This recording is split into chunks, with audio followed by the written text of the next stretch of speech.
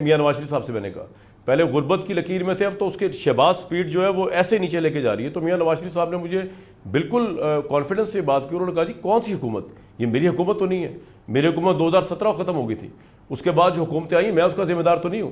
تو یہ I am F کی ڈیل سے پہلے ہی حکومت چھوڑنے کا اعلان کرنے لگے تھے۔ اس طریقے سے حکومتوں کی بن سکتی ہے کہ 70 سیٹیں ان کی ہے، 50 پیپلز پارٹی کی لے لیں، کچھ ایم کیو ایم کی لے لیں، اس طرح مل کے بھانت کا کنبہ بنا کے حکومت بنا لی، اور تو کوئی طریقہ نہیں ہے۔ اور نواز شریف صاحب میں تو اتنی سیاسی شرافت تھی کہ انہوں نے کہا کہ اس توہین آمیز مینڈیٹ کے اوپر تو میں پرائم منسٹر بنوں گا نہیں۔ ان کی سیاست تباہ ہو گئی 8 فروری کے الیکشن رزلٹ سے۔ ان کے پاس اگر سیاست کا مطلب ہے پاور میں آ کے چلیں سروس کرنا ہی ہے، پروٹوکول انجوائے کرنا نہیں ہے، پرکس پریولیجز لینا نہیں ہے، مان لیتے ہیں، تو پاور میں آنے کے لیے تو آپ کو سیاست کرتے ہیں نا آپ۔ وہ سیاست تو 8 فروری کو لوگوں نے ووٹڈ آؤٹ کر دی، آپ بھی ہمارے ساتھ دیکھ رہے تھے، میں بھی دیکھ رہا تھا۔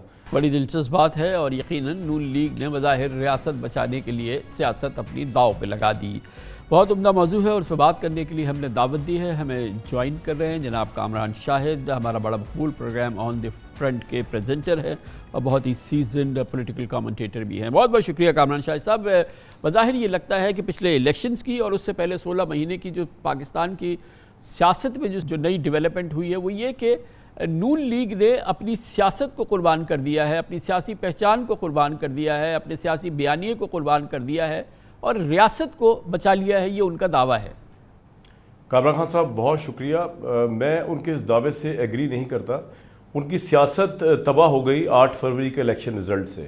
ان کے پاس اگر سیاست کا مطلب ہے پاور میں آ کے چلیں سروس کرنا ہی ہے، پروٹوکول انجوائے کرنا نہیں ہے، پرکس پریولیجز لینا نہیں ہے، مان لیتے ہیں، تو پاور میں آنے کے لیے تو آپ کو سیاست کرتے ہیں نا آپ۔ وہ سیاست تو 8 فروری کو لوگوں نے ووٹڈ آؤٹ کر دی، آپ بھی ہمارے ساتھ دیکھ رہے تھے، میں بھی دیکھ رہا تھا۔ اور اس مسخ شدہ دھاندلی کے الزامات میں گونجتی چھنکارتی ہوئی یہ جو حکومت آئی ہے، اس کے اندر بمشکل وہ اپنے اسی طریقے سے ریاست کے ساتھ اٹھ بیٹھ کے ہی وہ پرائم منسٹر بن سکتے تھے۔ تو ان کو تو میرے خیال سے ریئلائز ہو چکا ہے کہ ووٹ کی پاور ان کے پاس ہے نہیں، یا تو ہونا کہ وہ 2/3 میجورٹی یا سادہ اکثریت کی ووٹنگ ایبلٹی ان کے پاس ہے اور پھر انہوں نے ریاست پاکستان کی خاطر اس کو گوا دیا، ایسا تو ہے ہی نہیں۔ ان کے پاس تو اونلی اب جو رہ گیا ہے وہ یہی رہ گیا ہے کہ اس طریقے سے حکومتوں کی بن سکتی ہے کہ 70 سیٹیں ان کی ہے، 50 پیپلز پارٹی کی لے لیں، کچھ ایم کیو ایم کی لے لیں، اس طرح مل کے بھانت کا کنبہ بنا کے حکومت بنا لی، اور تو کوئی طریقہ نہیں ہے۔ اور نواز شریف صاحب میں تو اتنی سیاسی شرافت تھی کہ انہوں نے کہا کہ اس توہین آمیز مینڈیٹ کے اوپر تو میں پرائم منسٹر بنوں گا نہیں، ورنہ وہ بن بھی سکتے تھے۔ لیکن آبویسلی شہباز شریف صاحب کو اس طرح کے کوئی مسائل نہیں ہیں، اور آپ جانتے ہیں کہ وہ بہت سے حساب سے ایک یس آدمی ہیں۔ تو میں نہیں ایگری کرتا سر اس بات سے کہ سیاست انہوں نے کر دی۔ اور آپ میاں جاوید لطیف صاحب کی آپ آج سنوا رہے تھے، آج میرے پروگرام میں آئے ہوئے تھے، انہوں نے بڑی عجیب باتیں کی، دلچسپ باتیں۔ وہ کہتی ہیں کہ نواز شریف کا رستہ روکا گیا ہے اور دھاندلی تو ان کے خلاف ہوئی ہے۔ تو بہت سے سوالات جنم دیتے ہیں کہ نواز شریف کا رستہ کس نے روکا، ان کے خلاف دھاندلی اگر ہوئی تو کیوں کر ہوئی۔ بینیفیشری تو اس وقت سچویشن کے شہباز شریف صاحب ہیں بظاہر، اگر کوئی اور ہے تو پھر وہ بھی بتا دیں پی ایم ایل این۔ پھر وہ کہتے ہیں نواز شریف صاحب نے روکا ہوا ہے، مجھے میاں جاوید لطیف صاحب کہتے ہیں کہ ابھی آپ نے بات نہیں کرنی۔ تو یہ کچھ سمجھ نہیں آیا معاملہ کیا ہے۔ لیکن ایک بات اور، اگر انہوں نے ریاست بچانے کے لیے سیاست قربان کرنی ہوتی نا خان صاحب، تو آپ کو یاد ہے جس وقت شہباز شریف صاحب پی ڈی ایم 1 میں پرائم منسٹر بنے تھے تو یہ آئی ایم ایف کی ڈیل سے پہلے ہی حکومت چھوڑنے کا اعلان کرنے لگے تھے۔ تو پھر تو آئی ایم ایف کی خاطر اگر انہوں نے سیاست اس وقت قربان کی تھی اپنی، تو یہ تو وہ سیاست سے وڈرا، اس قربانی سے وڈرا کر رہے تھے۔ وہ تو عمران خان نے لانگ مارچ کا اعلان کر دیا تو دے ہیڈ ٹو وڈرا، انہوں نے کہا جی اب تو ہم نہیں چھوڑیں گے۔ تو ایسا کوئی معاملہ نہیں ہے، یہ سب پاور پالیٹکس کے پیچھے ہوتے ہیں۔ لیکن 8 فروری کے الیکشن نے یہ دکھایا ہے کہ پالیٹکس اور پاور اس وقت پی ایم ایل این کے پاس نہیں ہے، جس کے پاس بھی ہو ان کے پاس نہیں ہے۔ تو at the end of the day ہم نے دیکھا کہ نواز شریف صاحب جو کہ سب کچھ ہیں نون لیگ کے، انہوں نے نہ صرف اپنا بیانیہ قربان کیا، انہوں نے الیکشن کیمپین میں سویلین سپریمیسی کی بات نہیں کی، آئین کی بالادستی کی بات نہیں کی، اپنے مشہور نعرہ ووٹ کو عزت دو کو نہیں دہرایا۔ اس کے بعد پھر اب جو انہوں نے کمپرومائزز کیے ہیں، اگر آپ دیکھیں تو پھر جو انہوں نے ٹکٹس دیے، انہوں نے تو ان لوگوں کو ٹکٹ دیے جن کی نون لیگ سے کوئی واسطہ تعلق نہیں تھا نیشنل اسمبلی کے اس میں۔ اب سینٹ کے جو ٹکٹس وہ دے رہے ہیں ان کا بھی کوئی مطلب سیاسی طور پہ تو نون لیگ سے کوئی تعلق نہیں ہے، جو بڑے کلیدی لوگ ہیں اس میں۔ تو اس میں ہم کیسے نواز شریف صاحب کو کیسے بریء الذمہ قرار دے سکتے ہیں؟ بظاہر ہمیں ایسا لگتا ہے کہ کچھ اس قسم کا ایک امپریشن دے رہے میاں جاوید لطیف یا ان کے دوسرے ساتھی کہ نواز شریف صاحب اس میں وکٹم ہیں۔ مجھے تو لگتا ہے کہ وہ بینیفیشری ہیں، انہوں نے بہرحال مریم نواز صاحبہ کو چیف منسٹر پنجاب تو بنوا دیا۔ کامران خان صاحب اس کے 2 اینگل ہو سکتے ہیں میری نظر میں۔ ایک تو وہی جو آپ فرما رہے ہیں کہ یہ سب کچھ ہو رہا ہے ان کے اما پہ ہو رہا ہے, وہ بینیفیشری ہیں. دوسرا, میں نے ایک دفعہ میاں نواز شریف صاحب سے سوال کیا تھا جب شہباز شریف صاحب کی گورنمنٹ جاری تھی PDM-1 کی, اور میں نے ان سے کہا کہ میاں صاحب آپ کی حکومت نے تو لوگوں کو تباہ کر دیا, پہلے غربت میں تھے. میاں نواز شریف صاحب سے میں نے کہا پہلے غربت کی لکیر میں تھے, اب تو اس کے شہباز سپیڈ جو ہے وہ ایسے نیچے لے کے جا رہی ہے. تو میاں نواز شریف صاحب نے مجھے بالکل کانفیڈنس سے بات کی, انہوں نے کہا جی کون سی حکومت, یہ میری حکومت تو نہیں ہے, میری حکومت 2017 ختم ہو گئی تھی, اس کے بعد جو حکومتیں آئیں میں اس کا ذمہ دار تو نہیں ہوں.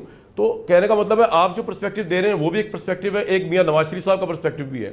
اور آپ کو یاد ہوگا 8 فروری کے الیکشن میں انہوں نے یہی پرسپیکٹو چلایا کہ میری حکومت 2017 وہ جو انالیسس کرتے تھے اکانومی کا وہ بھی اپنی 2017 کے اس پہ کرتے تھے.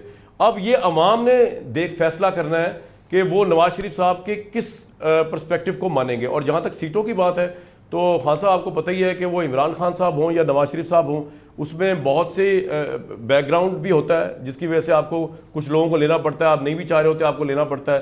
پھر کچھ آپ کی الیکٹیبلز کی پرابلمز ہوتی ہیں, اس حساب سے بھی آپ کو لوگوں کو لینا پڑتا ہے. نظریاتی پارٹی تو خان صاحب آپ تو باتیں کر رہے ہیں نظریاتی پارٹی کی کہ جی نون اگر ریپبلکن سے کسی کا تعلق نہیں ہے, کوئی ریپبلکن تو ساری عمر ریپبلکن ہی رہے گا, وہ ریزائن تو کر سکتا ہے لیکن وہ ڈیموکریٹ نہیں بنے گا فار دیٹ پرپز. تو یہاں پہ تو وہ سچویشن ہی نہیں ہے, یہاں پہ تو کوئی نظریہ ہے ہی نہیں. تو یہاں پہ ہم ایک پارٹی کو اس وینٹیج پوائنٹ میں رکھ نہیں سکتے, دوسری پارٹی اس پہ اترتی نہیں. براہ راست سوال تو نہیں ہے لیکن ایک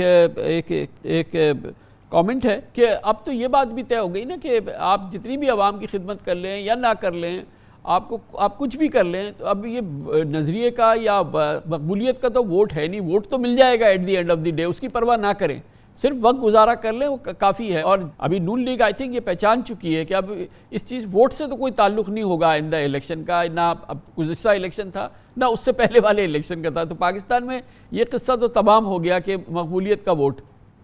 سر مقبولیت کا ووٹ پڑا, لیکن ہم نے دیکھا کہ آبویسلی جو حالات ہے گراؤنڈ کے اور جو جس طرح کی قوس قزح آسمان پر اس وقت ہے, وہ مقبولیت جو ہے اس کو وہ ایکسیپٹ نہیں ہو پائی.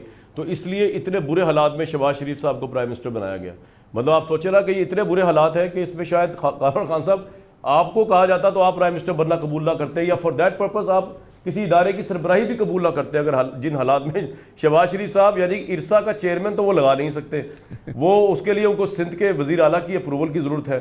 تو مطلب یہ اگر پرائم منسٹرشپ کا لیول رہ گیا ہے تو پھر تو بندہ کو سوال پوچھے کہ آپ پرائم منسٹر بنے کیوں, کیا صرف پروٹوکول یا مقدمات سے بچنے کے لیے یا ریلیف کے لیے؟ تو یہ تو ایک سوال عوام کے ذہنوں میں رہے گا. لیکن میں آپ کو ایک بات اور بتا دوں جو میرا اپنا مشاہدہ ہے نواز شریف صاحب کے حوالے سے. نواز شریف صاحب کو یہ دکھ ہے اور ان کو یہ ریئلائزیشن ہے کہ ان کی تمام تر سیاسی اور ذاتی قربانیوں کے باوجود 2024 8 فروری کو ان کی عوام نے ان کو ووٹ نہیں دیا. یہ ان کو بالکل احساس ہے, اور جو ان کے چہرے کے اوپر آپ دیکھتے ہیں ایک سیڈنس ہے, وہ اس کی غمازی کرتی ہے. تو باقی PMLN جو چاہے کہتی رہے, نواز شریف صاحب کو یہ پتا ہے کہ ان کو یہ دکھ ہے. گویا آپ یہ کہہ رہے ہیں, یہ امپورٹنٹ بات یہ ہے کہ آپ یہ کہہ رہے ہیں کہ نواز شریف صاحب جانتے ہیں کہ ان کی جماعت یہ الیکشن ہار گئی ہے, نواز شریف صاحب یہ جانتے ہیں کہ پنجاب میں ان کو کتنا ووٹ پڑا, نواز شریف یہ جانتے ہیں کہ لاہور میں ان کو کتنا ووٹ پڑا اور خود ان کو کتنا ووٹ پڑا. یہ اس سلسلے میں وہ کسی بدگمانی میں نہیں ہے. دیکھیں خان صاحب, وہ جو ان کے رزلٹ آ گئے ہیں سامنے, اگر ہم ابھی ان کے دھاندلی کے فیکٹر کو سائڈ پہ رکھ دیں تو 71 72 73 ووٹ یہ تو سامنے ہے نا, ضرور بن الشمس ہے یہ تو. اس کی بنیاد پہ بھی اگر ہم دیکھ لیا جائے تو جی بالکل میں آپ کو بڑے وثوق سے بات کہہ رہا ہوں کہ نواز شریف صاحب کا چہرہ جو اترا ہوا ہے اس وجہ سے نہیں اترا ہوا کہ پرائم منسٹر نہیں بنے, وہ ان حالات میں بھی پرائم منسٹر بن سکتے تھے اگر بننا چاہتے, اگر وہ ان کی ضدی لگا لیتے میں نے بننا ہے. وہ ان کا چہرہ اس لیے جو ہے وہ سیڈ ہے کہ ان کو بڑا دل پہ لگی ہے جا کے بات کہ ان کے ووٹر نے ان کو ووٹ نہیں دیا, نون لیگ نے ان کو ووٹ نہیں دیا, اور ان کے نزدیک انہوں نے جلاوطیاں گزاری, قیدیں گزاری, اپنی بیوی کو چھوڑ گئے, اپنی جنازے اٹینڈ نہیں کیے اپنے پیرنٹس کے, اس عوام کے لیے. ان کا یہ پوائنٹ آف ویو ہے.